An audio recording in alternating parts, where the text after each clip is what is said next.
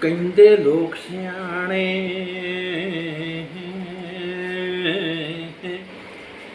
ਜਿਹੜੇ ਸੰਘਰਸ਼ੀ ਯੋਧੇ ਸੂਰ ਨੇ ਸੱਚ ਤੇ ਪਹਿਰਾ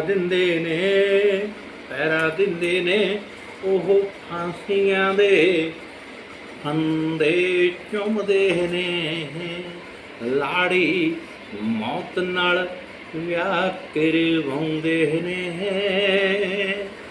ਜਿਹੜੇ ਸੱਚ ਤੇ ਪਹਿਰਾ ਦਿੰਦੇ ਨੇ ਜਿਹੜੇ ਝੂਠ ਬੋਲਦੇ ਕੁਫਰ ਤੋਲਦੇ